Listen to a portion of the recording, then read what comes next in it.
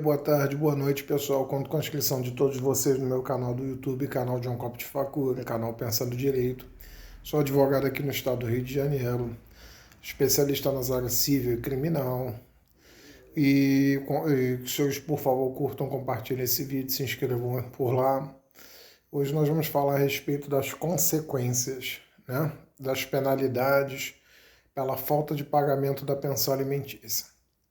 Primeiro a gente vai falar da conceituação e dos requisitos da pensão alimentícia. A finalidade dela, o conceito dela é uma pensão paga por um parente para outro parente, seja filho para pai, pai para filho, mãe para filho, etc., de neto para filho. E esses alimentos eles são fixados de acordo com a necessidade de quem precisa, proporcionais ao ganho de quem vai pagar e proporcionais à necessidade de quem efetivamente precisa. Então, proporcionalidade, necessidade dos alimentos, eles não podem ser para fins que não sejam exclusivamente de sobrevivência, bem-estar, um padrão médio de vida. E esses alimentos eles podem ser fixados num limite de até 30% dos ganhos, de acordo com a jurisprudência de quem vai pagar. Então, muito bem. Os alimentos eles são fixados, eles são devidos entre todo e qualquer parente, tio para sobrinho, etc., até o 4º grau civil. Os alimentos também, doravante chamado alimentos, que é a pensão alimentícia, ela enseja diversas consequências em caso do seu não pagamento. Vamos lá. A primeira consequência, que é de todos sabido, né, é a prisão em regime fechado. Segunda consequência da pessoa que pode e não quer pagar ou não justifica que não pode pagar, justificativa é em juízo, ele além de ser preso, ele vai ter seus bens penhorados, vai ter seu nome sujo na praça, inscrito nos cadastros de proteção ao crédito, e ele, até efetivar o pagamento, ele vai ter, se ele não efetivar o pagamento, ele vai ter seus bens penhorados. Muito bem. A pessoa que não paga porque não tem como pagar, como por exemplo, a pessoa que está desempregada no momento, ela pode ser presa por não pagar pensão alimentícia? Não.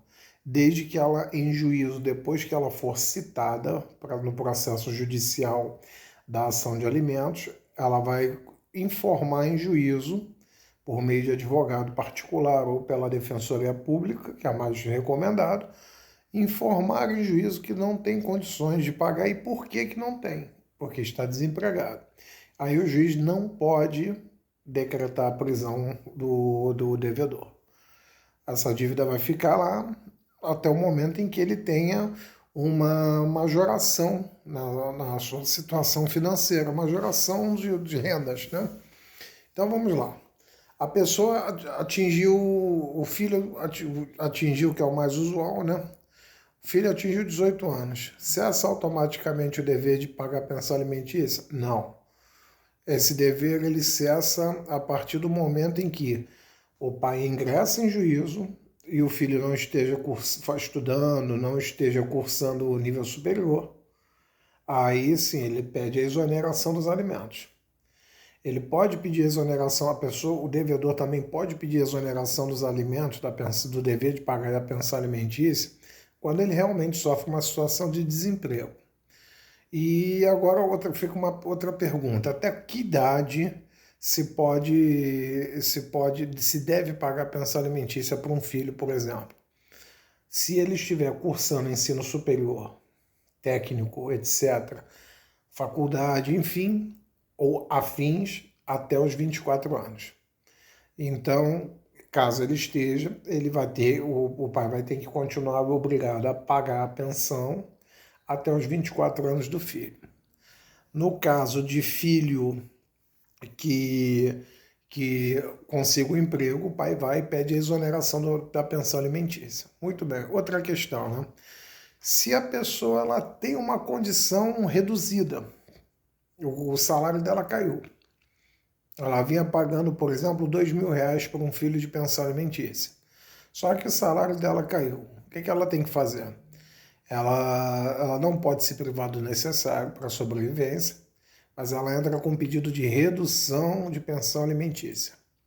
Aí, com esse pedido de redução de pensão alimentícia, provado em juízo, o juiz vai deferir, vai modificar a cláusula de um acordo judicial na que se refere à fixação de pensão alimentícia e vai determinar a redução desse valor. Tá certo? Então, assim, são situações, por exemplo, outro caso muito interessante, né? Os pais da velhice, eles têm o dever, têm o direito de receber pensão alimentícia dos filhos que estão em uma condição boa, se necessitarem, sim.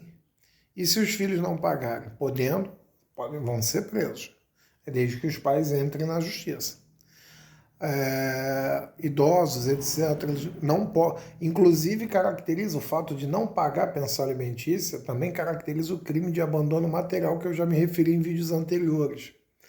Então, além da questão civil, da prisão civil, a pessoa, o não pagador de pensão alimentícia, ele responde criminalmente pelo crime de abandono material.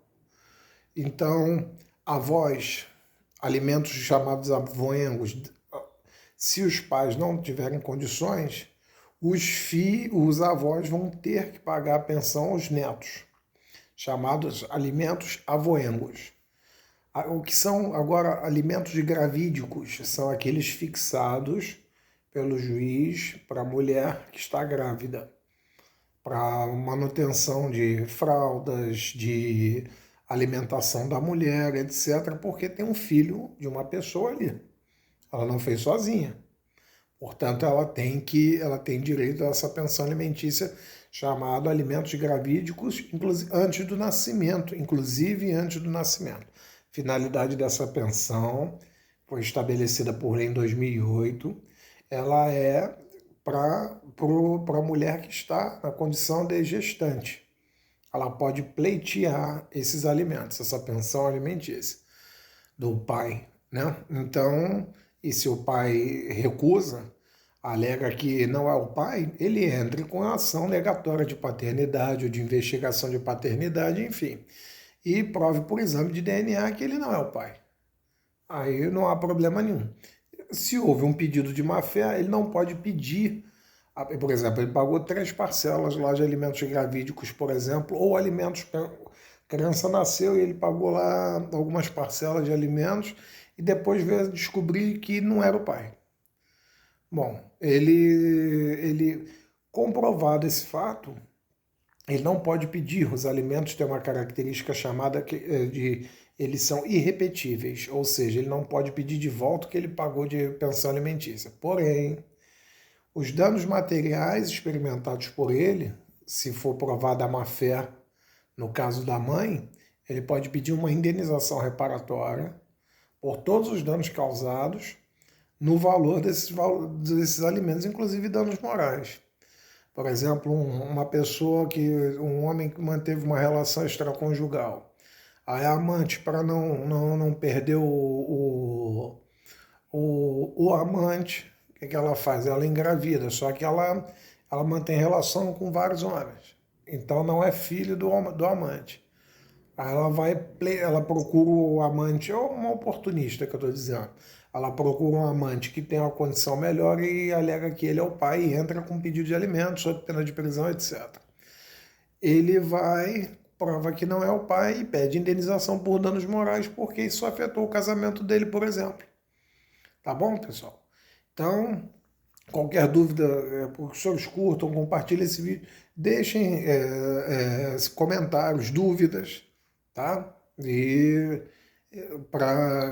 Esse é um tema que é muito, muito cogitado por aí, é um tema que gera muitas dúvidas, né, nas pessoas e se os senhores quiserem, deixem os comentários, fiquem à vontade no sentido de dúvidas relativas a essa questão de pensão alimentícia.